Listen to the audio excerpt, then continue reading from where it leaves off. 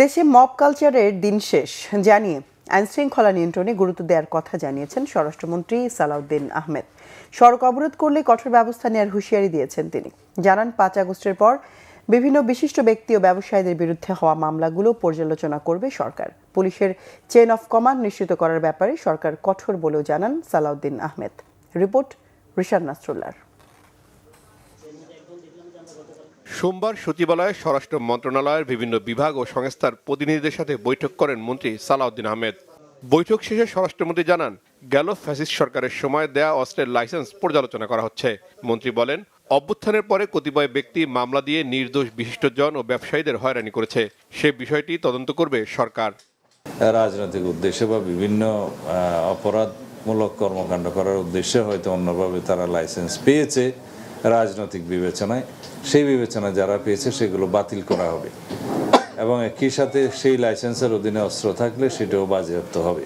৫ই আগস্টের পরে বেশ কিছু মামলা হয়েছে, এখানে কিছু সুবিধাবাদী শ্রেণীর মানুষ এগুলোর সুযোগে ভোগান্তি সৃষ্টির জন্য অনেককে আসামি করেছে, যারা সেখানে জড়িত থাকার প্রশ্নই আসে না।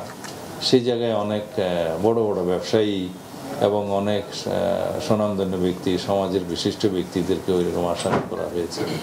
অনেক মানুষকে এইভাবে ভোগান্তিতে ফেলা হয়েছে। সেটা আমরা পরীক্ষা নিরীক্ষা করে বলেছি তাদের এই যে যথাযথ ব্যবস্থা করা।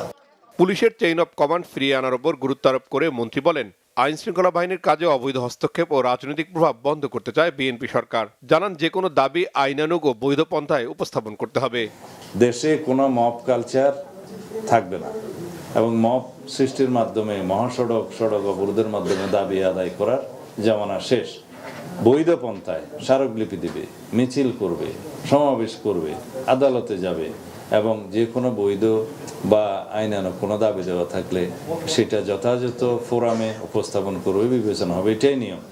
পুলিশের কাজে অবৈধভাবে কেউ হস্তক্ষেপ করতে পারবে না, এটা আমার কঠোর নির্দেশনা। যদি কেউ করে অবৈধভাবে, সাথে সাথে ব্যবস্থা নেওয়া হবে। সেটা অনেক সময় পলিটিক্যাল ইন্টারফারেন্স আছে, অনেক সময় সমাজের বিভিন্ন শ্রেণীর ইন্টারফারেন্স আছে, কেউ বাধা দিতে পারবে না। তবে পুলিশের অ্যাকাউন্টেবিলিটি অবশ্যই এখানে নিশ্চিত করা হবে।